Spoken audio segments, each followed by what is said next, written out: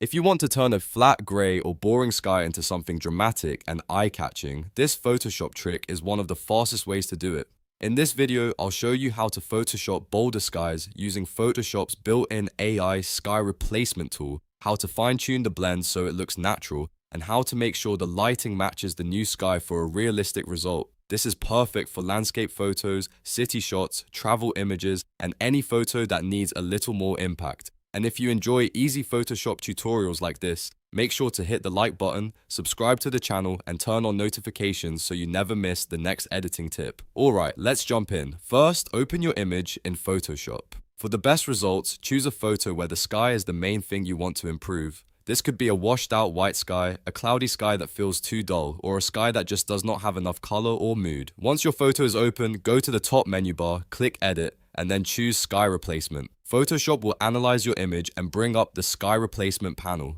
This is where the magic happens. Photoshop's AI will automatically detect the sky, create a mask, and separate it from the rest of the image. That means you do not have to manually cut around trees, rooftops, mountains, or other difficult edges. It does a lot of the hard work for you, which is why this is such a powerful and beginner-friendly tool. Now look at the sky drop-down at the top of the panel. Click the arrow to open the built-in sky presets. You'll usually see folders like Blue Skies, Spectacular, and Sunsets. Each folder contains different sky thumbnails you can try instantly. Go ahead and click through a few options so you can see how the mood of the image changes. A bright blue sky can make a scene feel clean and fresh, while a dramatic sunset can make the same photo feel warm, cinematic, and much more emotional. As soon as you click on a sky thumbnail, Photoshop applies it behind your image so you can preview it right away. Take a moment here and really look at how the sky works with the rest of the photo. Ask yourself whether the color temperature matches the landscape, whether the clouds feel believable, and whether the overall image has the kind of energy you want.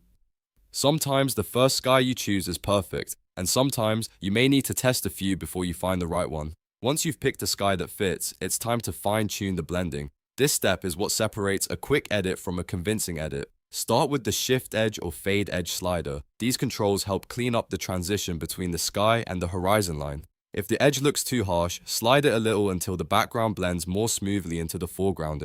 This is especially important around trees, buildings, poles, and other detailed edges because that's where obvious cutout mistakes usually show up. Next, look at the foreground lighting slider. This is extremely useful because when you change the sky, the light in the scene should usually change too. For example, if you choose a golden sunset sky, the ground, buildings, and mountains may need a warmer glow to match. If you choose a cooler blue sky, you may want the foreground to feel slightly cooler as well. Adjust this slider slowly and watch how the rest of the photo reacts. The goal is to make the sky replacement feel like it belongs in the original scene, not like it was pasted on top. Then use the color adjustment slider if needed. This helps Photoshop match the color tone of the foreground with the new sky. If the sky is rich and dramatic, but the landscape still looks flat or mismatched, this slider can help bring everything together. Small changes often work best here because too much adjustment can make the photo look unnatural. You want believable lighting, believable color, and a photo that still feels like one complete image.